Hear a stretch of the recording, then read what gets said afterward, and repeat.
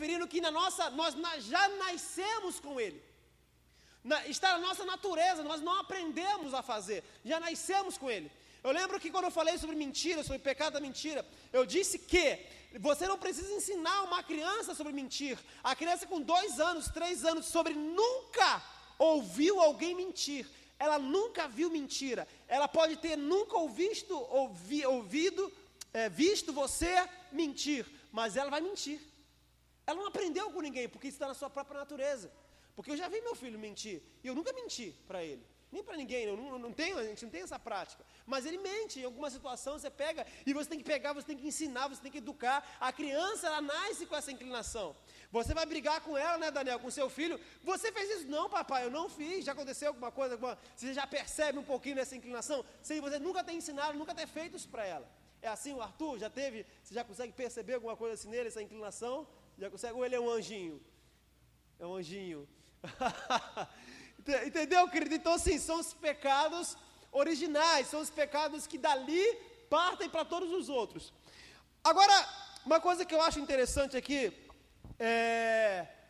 Salomão, ele traz uma comparação e manda o preguiçoso, o negligente, o de braços cruzados, em alguma área nós somos assim, Por quê? Porque a preguiça, ela vai ser intensa na sua vida, ou você vai ter que lutar contra ela, em alguma área que você não gosta.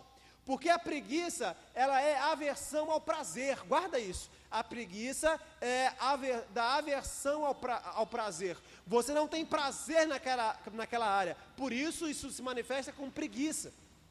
Então, por exemplo, tem pessoas que têm muita facilidade em ir para uma academia, tem muita facilidade em correr, em cuidar do seu corpo, tem muita facilidade em vigiar com o seu corpo. Outros não gostam de correr, outros não gostam de fazer caminhada, não gostam. Então, automaticamente, esse será vitimado pela preguiça. Tem gente que gosta, ele gosta de fazer. Então, aqueles que não gostam precisam ser o quê? Educados a passar a gostar. Começar a perceber como que uma caminhada na parte da manhã, como que de repente uma corrida de vez em quando, como que aquilo pode trazer um benefício para você. Assim também em outras áreas. De repente você não gosta de ler Bíblia, você não gosta de orar, mas você tem que começar a se educar ao ponto daquilo começar a gerar prazer na sua vida. Quando aquilo começar a gerar prazer na sua vida, o caminho para se chegar lá vai ser mais fácil. Quantos podem dizer amém? Vai ser mais fácil. Então Salomão, quando ele vê essa inclinação nas pessoas, quando Salomão ele percebe essa inclinação nas pessoas, ele dá o seguinte conselho, ele fala assim: preguiçoso, seja em qual área, pega a tua área que você tem preguiça, olha para a formiga. Ele pega a formiga e traz a formiga como exemplo, como modelo, como um padrão de vencer a preguiça. Ele fala assim: preguiçoso, olha para a formiga, olha como ela trabalha, como elas trabalham, olha como elas vivem, e pega o ensinamento delas e traga para a vida de vocês. E se nós fôssemos pesquisar acerca das formigas, se nós fôssemos, você percebe aí que formiga, né, quem não matou aquela aula de biologia, você percebe que quando você estuda sobre formigas, são coisas assim fantásticas. Quando você lê sobre formiga, quando você começa a estudar sobre formiga, e uma das coisas assim muito interessantes da formiga, é que a formiga ela tem um princípio dentro dela, na sua natureza, né, da formiga, ela tem um princípio de não desistir nunca. Por que será que Salomão falou assim: olha, você que é preguiçoso, olha para a formiga? Porque a formiga tem na sua natureza a intensidade, a inclinação de não desistir nunca. Por exemplo, será que você já foi aí, de repente, um terror para as formigas? Quantos aqui gostam, quando você vê um formigueiro, pegar um pauzinho e ficar perturbando ela? Coisa que já viram fazer isso, já fizeram isso, às vezes eu fico meio assim, atribulado para elas, né? Elas devem falar assim: que demônio é esse? Imagina uma formiga crente lá no meio, esse demoniado, a gente está aqui construindo, né? Não. Imagina se está no momento do culto, aí vem um demônio lá grandão, lá com um cabo de vassoura, lá mexendo, joga uma água quente, seja lá o que for, né? Se coloca no lugar dela, deve ser uma coisa muito ruim. Mas você percebe que, já que nós vamos nos colocar no lugar da formiga, que você pode fazer isso. Você vai lá, você vai destruir a casinha dela, você vai destruir lá o ambiente que ela construiu, você vai fazer isso de manhã. À noite, você pessimista, à noite vai estar tudo construído de novo. A formiga não fica lamentando: a minha casa, que eu construí há tanto tempo, eu perdi tudo, eu não consigo fazer mais nada, trabalhei tanto, agora eu não vou querer. Por que Deus não impediu que essa pessoa fizesse isso? Não. A formiga, ela não cansa. Ela pode destruir o que ela fez, ela vai pegar e vai fazer de novo. Ela vai continuar trabalhando de novo. Ela vai continuar insistindo naquilo que ela quer, naquilo que ela sabe fazer. Ela não para, ela não desiste, ela não lamenta. Então, quando Salomão disse assim, olha, olha para a formiga. Eles nem precisam de chefe. E eles trabalham, elas colhem o pão, elas colhem o seu alimento e trabalham, mesmo em situação de crise. Então, o que Salomão quer dizer para nós? Para nós não desistirmos, mesmo em situação de crise, porque é de nossa inclinação natural, é de nossa natureza desistirmos e pararmos quando os ventos são contrários. É de nossa natureza pararmos diante da adversidade. É de nossa natureza entrar no melancolismo, entrar numa depressão, quando as coisas não saem de acordo como nós queremos, ou da forma como planejamos. Então a Bíblia fala, vai ter com a formiga, ó preguiçoso, porque ela não desiste. Não desista também. É isso que Paulo queria dizer. Não pare também. Se alguma coisa der errado, tente de novo. Se der errado, tente de novo. Se der errado, tente de novo. Até você conseguir. Isso é vencer a preguiça, querido. Quantos podem dizer amém? Amém. Nós estamos aprendendo com a formiga. E ela não para, e ela não desiste. O inimigo dela pode ser tantas vezes maior do que ela, mas se ela tiver de morder o inimigo, ela vai fazer. Ela não vai se intimidar, concorda, Rafael? Você pode ter a sua altura, o seu tamanho, bota a mão no formigueiro, vê se ela vai se intimidar com o seu tamanho, com a sua adversidade. Não vai, porque ela vai lutar, querido, até a morte. Por isso que Salomão falou, vai ter com a formiga, porque nós somos inclinados a desistir quando as circunstâncias batem a porta. Nós somos inclinados a abrir mão, Deus não quer, as pessoas não querem. Isso é referente até na obra de Deus. Quantas pessoas param quando as coisas não dão certo? Quantas pessoas desanimam, quantas igrejas fecham, porque não deu certo. A diversidade foi maior, as circunstâncias foram maior, coisas que gritam no nosso ouvido para você parar, desistir do casamento, desistir do emprego, desistir de uma vida santa, desistir. E Salomão falou, vai ter com a formiga, cara, vai aprender com ela. Você pode mexer com ela, você pode cutucar ela, você pode fazer o que for, mas ela vai continuar, ela vai morrer tentando, ela vai dar a sua vida tentando, até a morte, custe o que custar. Então, querido, esse pecado, ele é muito grave, que é o pecado de preguiça. Eu tive fazendo algumas pesquisas, e essa aqui foi nova para mim. Eu creio, eu não sou meio que no mundo fantástico de Bob, mas eu creio em princípios espirituais. E creio sim que existem demônios com identidades específicas para atacar em áreas específicas. Sim, isso é possível, sim, biblicamente falando. Existe o demônio da prostituição, isso de forma bem resumida aqui, né?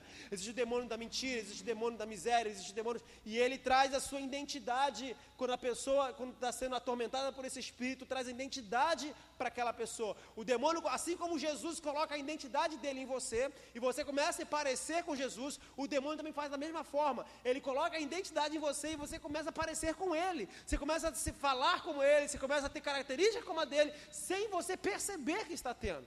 As coisas parecem ser normais, mas não são. Existe um demônio que é inclinado para a questão da preguiça. E fazendo uma pesquisa de alguns estudiosos, de algumas pessoas que pesquisaram sobre esse assunto, e eu cheguei a um nome, isso há muito tempo é usado, que é o tal do Belfegor. É o nome de um demônio. Assim como existem outros nomes, o nome de um demônio da área da preguiça seria o Belfegor, que causa isolamento, tristeza, apatia e perca do prazer. Então a preguiça, ela tem dois âmbitos. Ela tem um âmbito espiritual e tem um âmbito psicológico dentro do temperamento. Ela tanto pode ser espiritual quanto pode ser físico. Mas mesmo sendo físico, os demônios podem aproveitar. Por exemplo, uma pessoa muito inclinada à depressão, muito inclinada a um isolamento automático, elas são muito inclinadas a não conseguir tentar de novo, a se entregar devido às suas circunstâncias. Faz de conta que isso é do temperamento dela. Automaticamente isso já vai abrir uma porta para o demônio entrar. E qual o demônio que vai entrar, querido? Se quando eu peco adulterando, qual o demônio que entra? Evangelista Paulo, o demônio da prostituição. Quando eu de repente estou roubando, qual o demônio que entra, Luiz? Qual o demônio que vai trazer identidade para mim? O demônio do roubo, da mentira, do engano. Então, quando eu me entrego à preguiça, ao isolamento, a cruzar os meus braços, qual a porta? Para quem eu estou abrindo uma porta? Para o demônio da preguiça, para o demônio do isolamento, para o demônio da depressão. Querido, isso é sério. Você acreditando ou não, isso é sério. Então, assim, o tal do Belfegor precisa cair da nossa vida. Às vezes não adianta você tentar falar, tentar ensinar para as pessoas, porque o negócio é de cunho espiritual. Você tem que ir lá no demônio, lá no capiloto, lá piloto, não importa como você diga, e repreender o demônio. Nada de capiloto, né? Lá piloto, entendeu? Parar?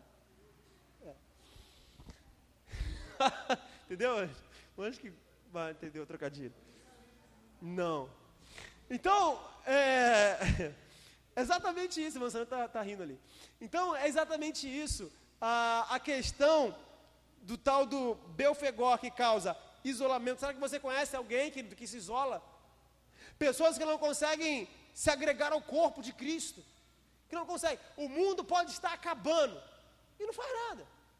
O mundo pode, sabe, a pessoa pode estar na igreja, pode estar no seu ambiente familiar, ou pode estar na sua congregação como corpo, como igreja, e pode estar acontecendo tudo de ruim em volta dela. Ela não faz nada.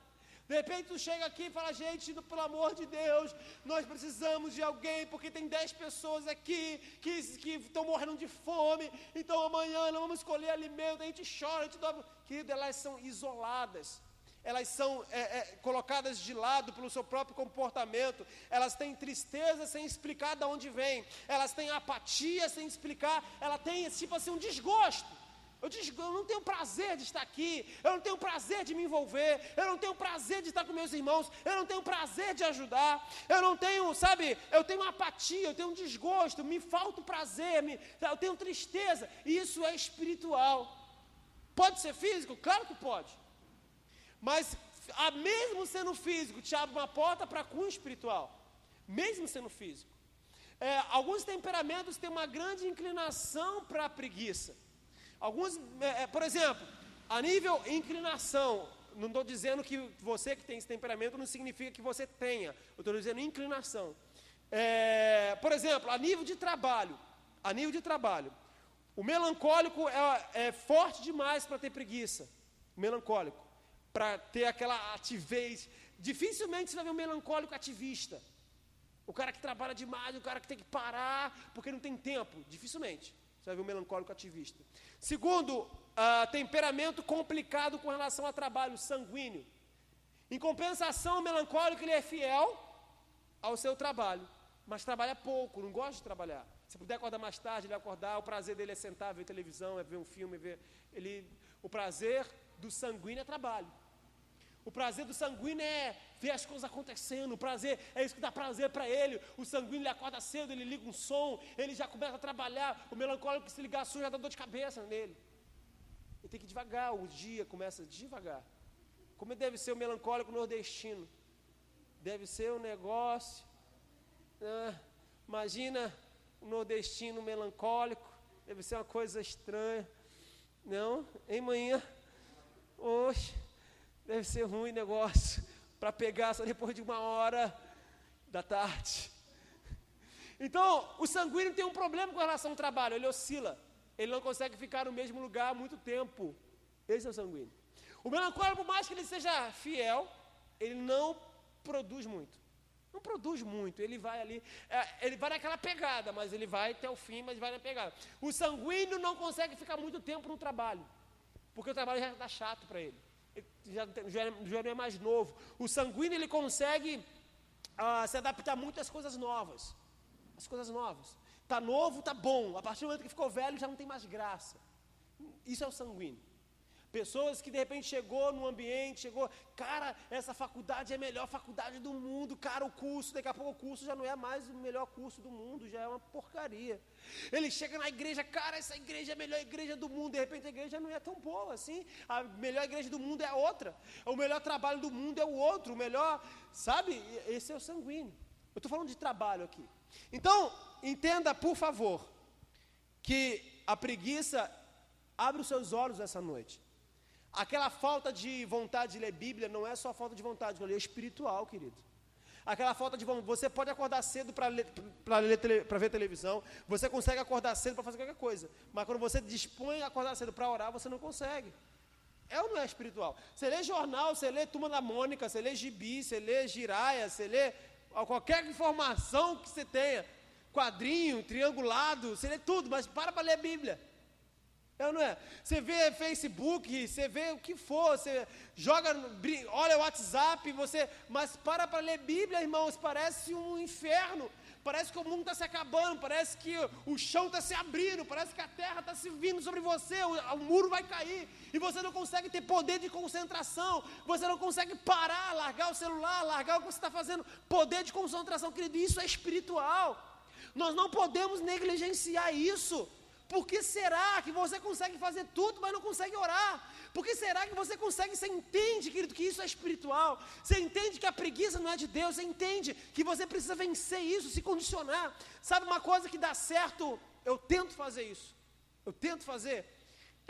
Primeira coisa que você tem que entender é que você não pode se entregar, não pode parar de desistir, de vencer, assim como a formiga, não pare. Poxa, você não está vivendo uma vida de santidade como deveria, parar vai ser pior. Vai se afundar mais. Aprenda a ter autodisciplina.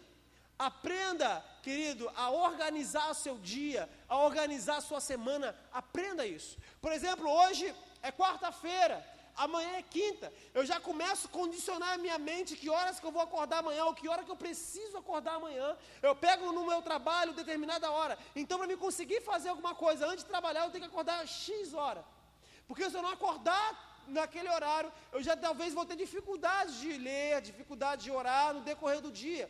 Mas eu oro e leio a Bíblia porque eu gosto? Não, porque eu preciso fazer aquilo ali. É como se fosse beber água. Você não pode viver bebendo água somente quando dá sede. Isso vai fazer mal para você. Você tem que ser condicionado a beber água, porque isso faz bem para você. Então eu não leio Bíblia, querido, porque eu gosto de ler Bíblia. Tem dia que eu quero, eu já falei isso aqui, mas tem dia que eu não quero. Mas eu tenho que ler, porque eu preciso daquilo ali. Eu tenho que orar, porque eu preciso vencer a preguiça. E ela vai se tornar mais intensa na minha vida, com relação às coisas espirituais. Muito mais intensa. Por exemplo, nós percebemos alguns princípios disso. Você vê Josué, assim que Moisés morreu, houve uma apatia no povo, houve uma depressão no povo. Assim, eu sempre quando falo de Josué, eu me lembro do Ângelo com relação aos gaditos, né? Uma palavra assim de ânimo, o Ângelo se amarra, né? Josué estava apático, desanimado, o líder morreu, e agora o que fazer, e agora o que fazer, e agora o que fazer? Deus chega para Josué e dá uma palavra para Josué. Deus chega para Josué, o negócio é o seguinte: levanta, cara, ergue a tua cabeça, tem bom ânimo, esforça-te, esforço ao extremo, levanta a tua cabeça, coloque um esforço ao extremo, faça o que você não está acostumado a fazer, faça o que você nunca fez, para viver o que você nunca viveu. Olha, Josué, agora você vai ser líder, o esforço que você vai ter que ter é maior do que o esforço que você tinha, porque agora você quer alcançar coisas maiores, então vai ser exigido de você coisas maiores. Isso é esforço. E entenda isso, que as pessoas são muito ingratas. Isso talvez já tenha acontecido com você.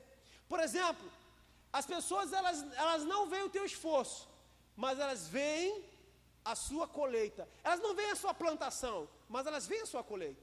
E às vezes elas vão até questionar a sua colheita, mesmo sem ter visto a sua plantação. Por exemplo, eu lembro que na época do meu curso, eu acordava de domingo para segunda, 2h30 da manhã. Você acredita, para ir trabalhar? 2h30 da manhã que eu acordava, porque era lá em Barra do Piraí.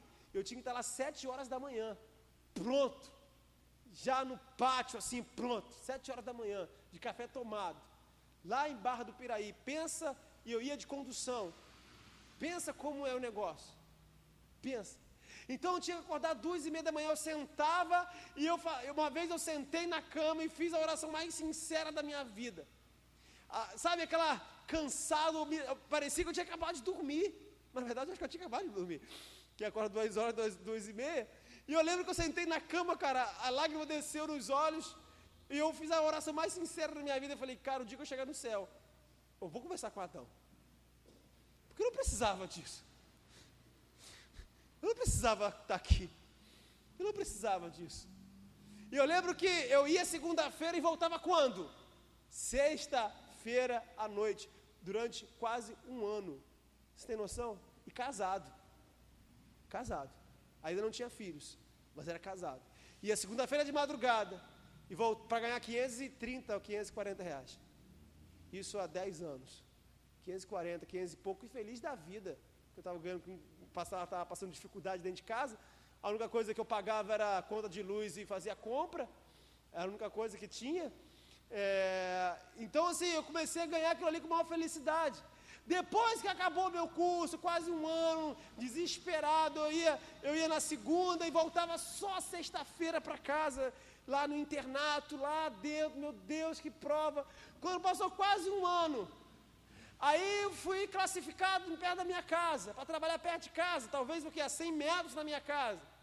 E eu pego no meu serviço 9 horas da manhã, e trabalho de segunda a sexta. Aí vem uma pessoa e fala, cara de sorte.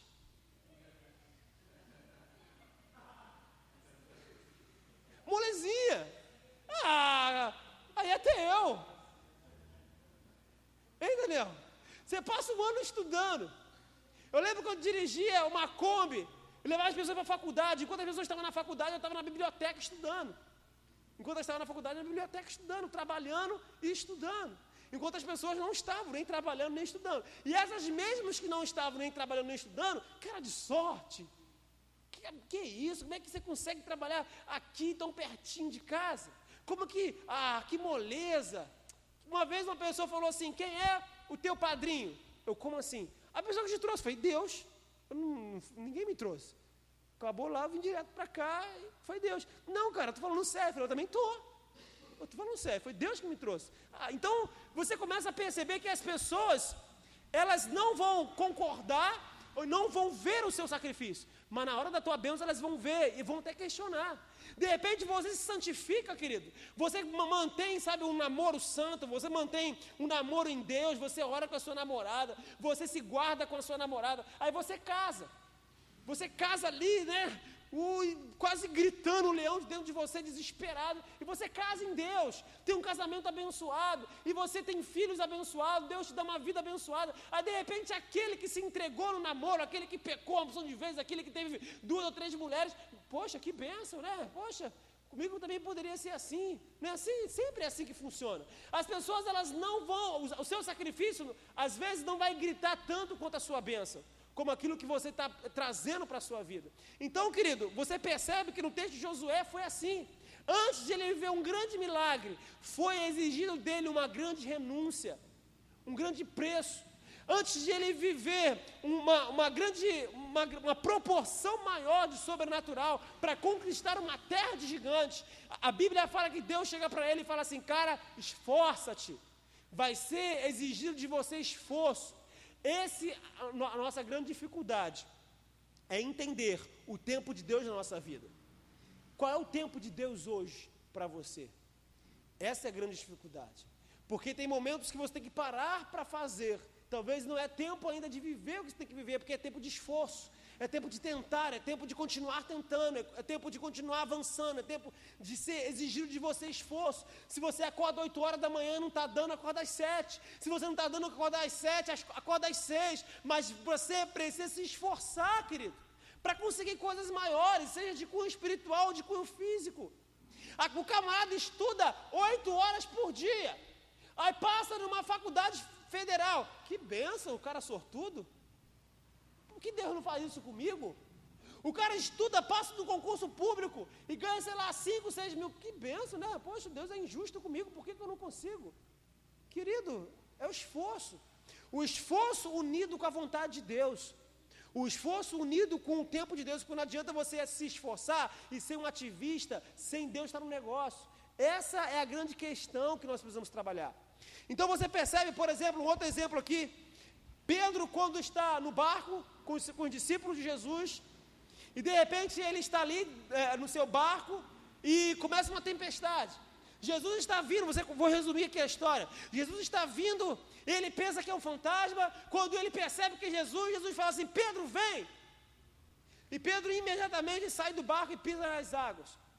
Esse dia estava numa pregação, onde o pregador dizia o seguinte, que quem era o discípulo que Jesus mais amava? Quem era o discípulo? João. A Bíblia fala que João é o discípulo que Jesus mais amava. Mas quem foi o discípulo que mais viveu experiência com Jesus? Pedro. Então não se trata de sentimento, se trata de atitude. Por mais que João fosse um cara preferido de Jesus, Pedro foi o cara que mais viveu milagre, porque era o cara de mais atitude. É o cara que mais se colocava à frente, é o cara que agia quando tinha que agir. É o cara que errava por fazer, não por negligência. É o cara que errava por mais e não por menos. João era o cara mais apaixonado, Jesus gostava de João. Mas o cara que mais viveu milagre foi Pedro. É o cara da atividade, é o cara que agiu, é o cara que teve iniciativa. Irmãos, entenda, hoje a maldição da internet, a maldição do Facebook tem deixado muita gente no barco. Tem deixado muita gente no barco. Eu não vou aqui pregar contra a preguiça e defender o ativismo, não quero isso. Eu não quero defender aqui que você tem que trabalhar até a morte, que você tem que trabalhar, fazer faculdade, chegar em casa meia-noite e acordar às 6 horas da manhã. Não quero pregar isso, porque você vai morrer espiritualmente. Não é para isso. Você não tem que viver para trabalhar, você tem que trabalhar para viver. Eu sempre digo isso. Eu não tenho que viver em prol do meu trabalho. Meu trabalho tem que viver em prol de mim. Por mais que eu ganhe menos, mas eu tenho que trabalhar para eu viver, não para o meu trabalho viver por causa de mim. Porque a partir do momento que eu vivo para trabalhar, tem uma coisa errada. O trabalho tem que me sustentar, não é eu que sustento o meu trabalho. Então, por mais que eu ganhe menos, eu tenho que ter tempo para minha família, eu tenho que ter tempo para Deus, eu tenho que ter tempo para as coisas que eu gosto de fazer, eu tenho que ter tempo para aquilo que me dá prazer, para as coisas de Deus, para a oração. A partir do momento que isso me tirado, tem uma coisa errada. Mas também eu não posso viver só orando, lendo Bíblia, orando, indo para a igreja, se eu não trabalho. O que eu preciso é uma vida equilibrada. Você percebe, esses dias eu estava conversando com o evangelista Paulo, nós estávamos falando sobre isso, sobre a questão de Lázaro. Jesus chega lá para ressuscitar Lázaro. E Jesus chega assim, imagina Jesus e Daniel indo ressuscitar Lázaro. Daniel 2, que ele é mais antigo. Depois você presta continência para ele. Daniel 2, imagina Jesus indo lá no funeral ressuscitar Lázaro. O que será uma pedra, irmãos? Hein, Ângelo? Tirar uma pedra ou ressuscitar uma pessoa? Qual você escolheria? O que você faria? Eu te dou uma opção, Ângelo. Você tem 2 opções. Você tira essa pedra ou você ressuscita o defunto? O que você escolhe? Tirar a pedra. Como você vai ressuscitar defunto? Jesus estava indo para ressuscitar Lázaro. O que ele pede? Tirem a pedra. Quando Deus está lá com Moisés clamando, o povo de Israel cercado pelo povo do Egito, à frente do mar vermelho, Deus chega para Moisés chega para Deus, e agora o que fazer? Deus chega para Moisés, por que você está orando, meu filho? Por que clamas a mim? Diga, haja, ação, diga ao povo que marche. Mas Senhor, como que eu vou dizer? Moisés, olha para a sua mão, filho, um cajado. Aí eu te faço a seguinte pergunta, querido. Desde quando, se Jesus tinha capacidade de ressuscitar Lázaro, por que será que ele não tinha capacidade de tirar uma pedra? Se Deus tinha capacidade de abrir o mar, por que Deus chegou para Moisés e falou assim: Moisés, usa a sua vara? Será que Deus não é autossuficiente? Será que Jesus não é autossuficiente? Querido, entenda, tudo que Deus faz, Ele quer envolver você. Esse é um segredo de graça para você. Tudo que Deus faz, Ele quer envolver. Deus não faz nada sozinho. Deus chegou para Moisés e falou: Moisés, pega a sua vara, filho, eu vou fazer sozinho, você vai ficar de braços cruzados olhando? Não, você vai levantar a sua... Você vai fazer... Deus criou alguma coisa, você tem que fazer alguma coisa. Você vai levantar a vara, se não tivesse vara, você vai levantar o pé, você vai fazer alguma coisa, eu não vou trabalhar sozinho. Moisés, você tem uma coisa na sua mão, tem o que? A vara. Então você vai pegar a sua vara, você vai levantar a vara aí. Quando você levantar, quando eu ver que você agiu, eu vou reagir com você. Quando eu ver que você teve iniciativa, eu vou corresponder à sua iniciativa. Quando Jesus falou assim, vai lá e tira a pedra. Querido, para tirar a pedra, a primeira coisa que era exigida era fé. tirar a pedra, o cara está morto, para que eu vou tirar a pedra? Entenda que Deus ele vai sempre reagir à nossa ação. Deus vai sempre reagir à nossa iniciativa, porque para Jesus o milagre é ressuscitar Lázaro. Deus sempre vai fazer o que você não pode fazer.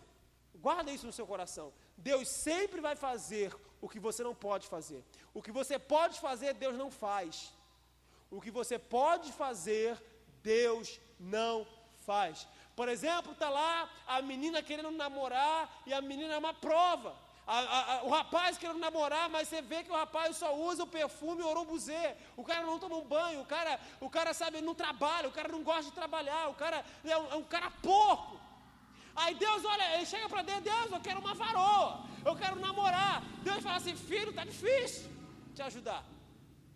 Está difícil te ajudar. Eu até quero fazer. Eu até quero operar um milagre, mas você não tem vara, você não tira pedra. Não acontece nada, você não toma um banhozinho, você não arruma um emprego, você não estuda, você não faz nada. É difícil arrumar uma varoa para você, uma varoa que te queira. É complicado. Deus olha assim, cara, essa aí está difícil até para mim.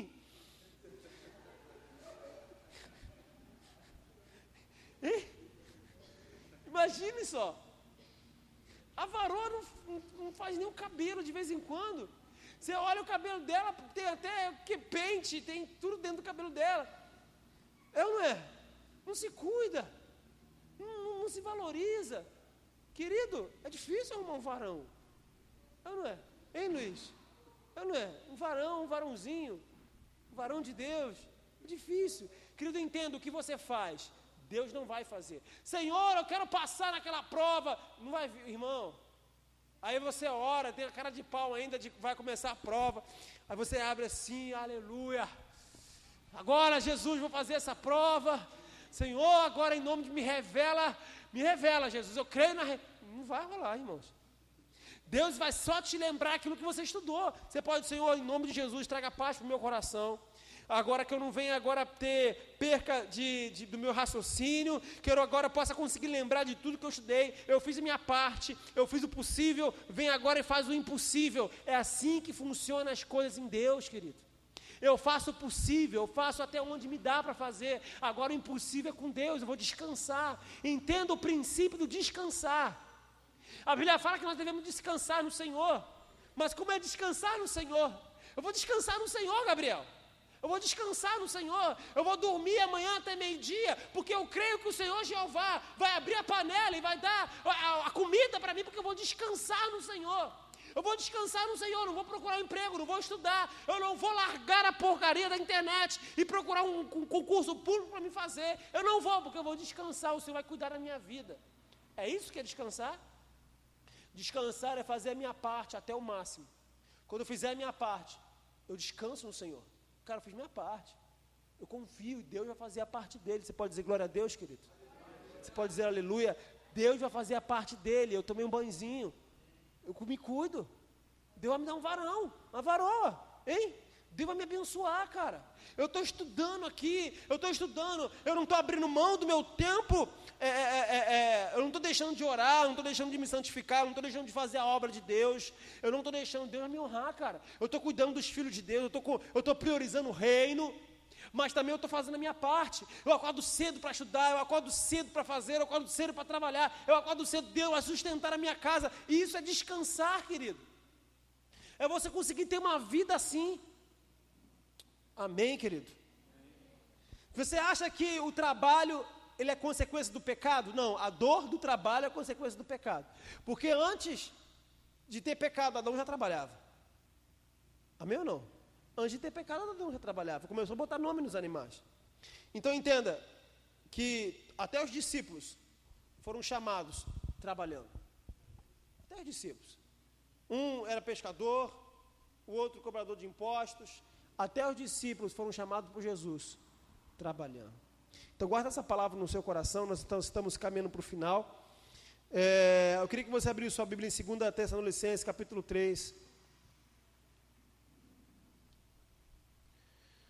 Me dá mais 5 minutinhos.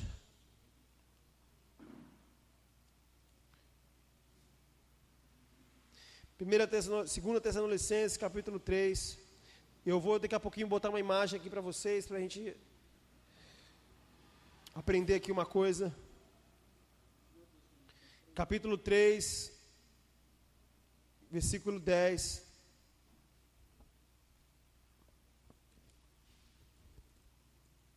Diz assim: porque ainda estávamos convosco, vos mandamos isto, que se alguém não quiser trabalhar, que não coma também. Porquanto ouvimos que alguns entre vós andam desordenadamente, não trabalhando, antes fazendo coisas vãs.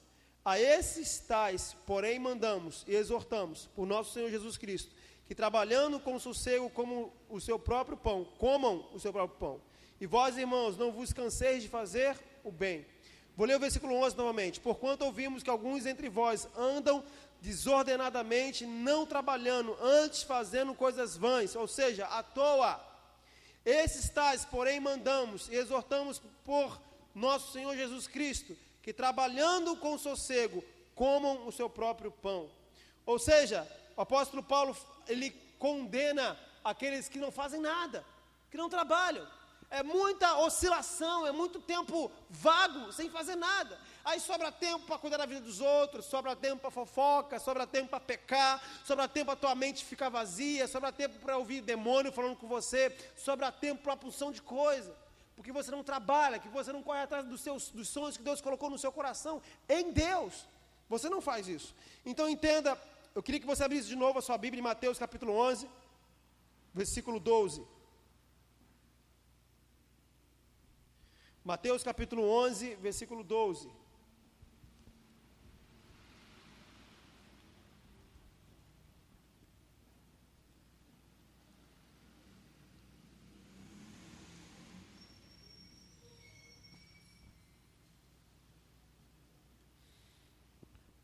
Mateus 11, 12. Está escrito assim: e desde o dia de João Batista até agora, se faz violência ao reino dos céus, e pela força se apoderam dele. Vou ler de novo. E desde o dia de João Batista até agora, se faz violência ao reino dos céus, e pela força se apoderam dele. Então entenda uma coisa: nós somos vítimas das nossas próprias escolhas. Guarda isso. Você que é jovem, tire um tempo da sua vida para estudar, para que amanhã você não venha reclamar, porque você hoje não conseguiu, porque você aproveite o seu tempo. Não seja ativista, não faça nada sem Deus, sem orar, sem ler Bíblia, mas entenda que você precisa se esforçar para conseguir as coisas de Deus. Deus não vai te dar nada de mão beijada. O pão desceu do céu só na época de Israel, irmãos. Isso não acontece mais. O pão vai vir através do seu trabalho, em Deus. Deus vai te abrir uma porta, não é o seu ativismo, é a vontade de Deus na sua vida, com o seu trabalho. O ativista trabalha para que Deus abençoe. O cristão, ele ora para que ele possa trabalhar no caminho que Deus lhe deu. Essa é a grande diferença. O ativista vai trabalhar e pensar em agradar a Deus, quem sabe Deus vai abençoá-lo no seu trabalho. Agora o espiritual, o cara que tem relacionamento com Deus, ele vai orar, e quando Deus abrir uma porta para ele vai entrar com todas as suas forças. Ele vai se esforçar para isso. O texto que nós lemos fala que o reino de Deus é tomado à força. Então entenda que a vontade de orar não vai vir assim, ó. Olha, hoje eu acordei com vontade de orar, hoje eu acordei com vontade de ler Bíblia. Não, tudo isso é com esforço. É com força. Às vezes você vai estar em casa, não vai ter vontade de vir para a igreja, não vai ter vontade de cultuar. Por isso que o reino é tomado à força. É a vontade que você cria. Você concentra, assim como foi com Josué, colocar uma força excedida. Esforça-te, tem bom ânimo. É você concentrar um nível maior de esforço para vencer o pecado, para vencer aquilo que te afronta, para continuar insistindo, para continuar persistindo, querido.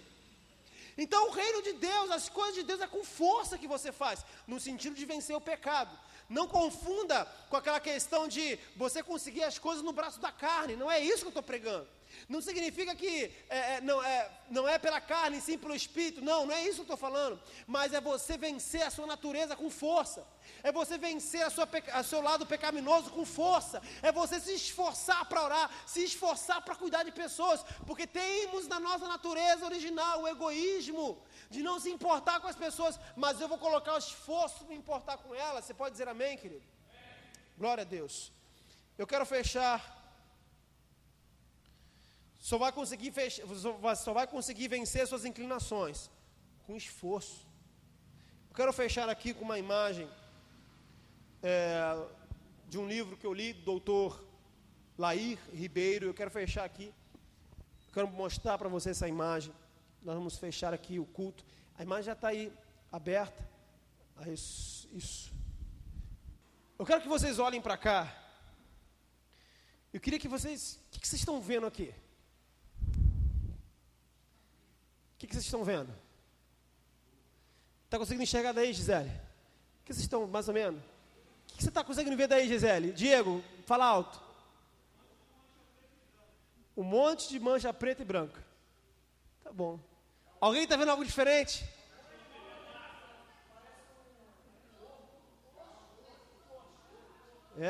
Sério? Pula a próxima imagem, a segunda. O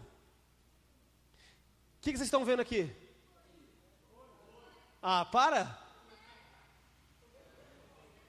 Alguém está vendo um boi?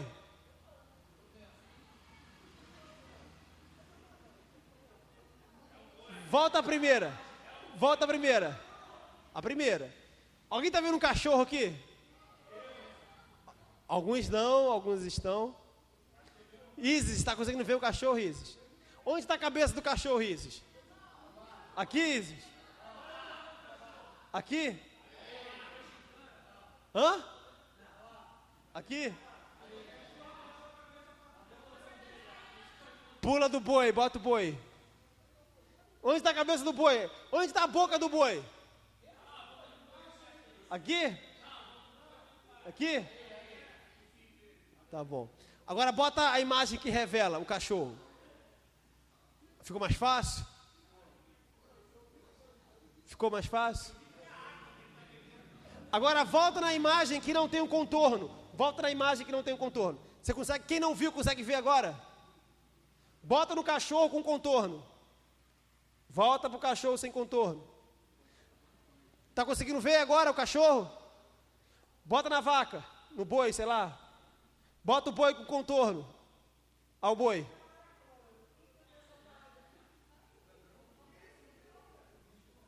Agora bota no boi sem contorno.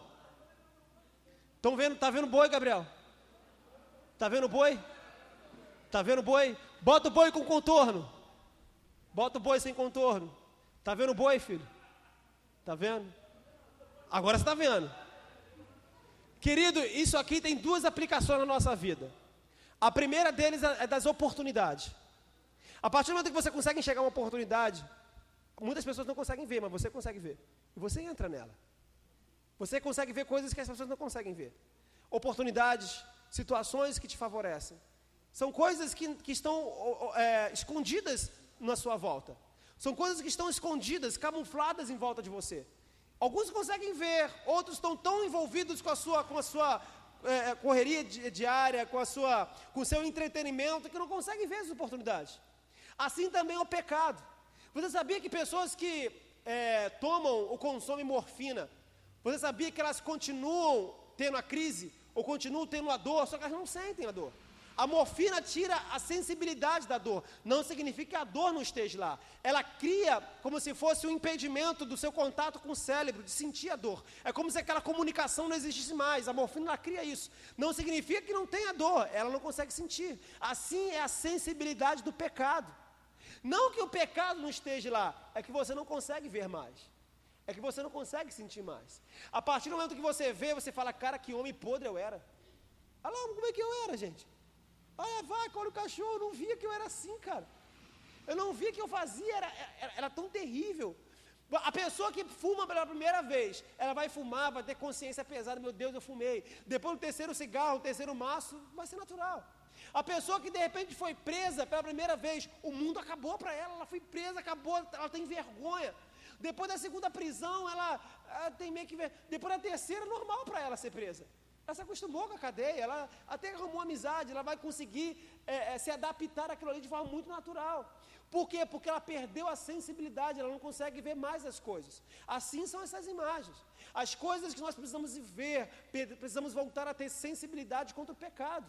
Preguiça é pecado, mentira é pecado. Só que às vezes a gente não vê, querido. E por isso não reagimos. Às vezes nós jovens, os jovens aí, não conseguem perceber que você não está trabalhando ou não está estudando hoje, vai te prejudicar amanhã. Por quê? Porque você não vê. Agora quem já viu ou já passou por isso, fica desesperado. Porque aqui eles não estão vendo. Cara, pelo amor de Deus, desperta, ali tem um boi. Cara, eu não consigo ver. Aí você fica desesperado, não é assim? Você está vendo que uma pessoa vai para o inferno, não é assim, Paulo? Você está vendo que a pessoa vai para o inferno. E você não entende, cara, que vontade que daria de abrir a cabeça dela e colocar isso dentro da cabeça dela. Porque ela não está vendo, querido. Você precisa cuidar da sua vida, querido. Deus vai fazer aquilo que você não pode fazer. Deus vai fazer aquilo que você não pode fazer. Estude, trabalhe, incline a tua vida a isso. Não seja preguiçoso. Cuide do seu tempo, invista do seu tempo. 15 minutos por dia que você lê Bíblia, já vai te trazer um resultado imenso. Por que você não faz? Porque você não vê. Se você visse de verdade, o seu comportamento seria diferente. Você pode dizer amém? Você pode aplaudir a Jesus? Aleluia. Glória a Deus. Senhor, te agradecemos por essa palavra, por esse momento. Abre os nossos olhos dessa geração para que possamos ver, para que possamos reagir mediante aquilo que vemos. Porque às vezes, Senhor, nós pecamos, ou às vezes as coisas estão na nossa porta, na nossa frente, e nós não conseguimos ver, por isso não agimos. Às vezes nos dá até agonia, porque às vezes nós conseguimos ver e o nosso irmão não vê, e por isso ele não age como agimos. Senhor, abre os olhos dos nossos irmãos, para que eles possam ver o pecado, para que eles possam ver o caminho da morte que eles estão indo, para que eles possam ver que eles precisam fazer a sua parte, que sem cajado, por mais que o Senhor seja um Deus de milagre, o mar não vai se abrir. Por mais que seja um Deus de sobrenatural, se não tirar a pedra, o morto não vai ressuscitar. Por mais que seja um Deus de promessa, se eu não me esforçar, eu não alcanço a terra prometida que é os céus, e isso me exige esforço. Por mais que o Senhor tenha promessas, eu preciso me esforçar, Senhor, porque o reino de Deus é tomado à força.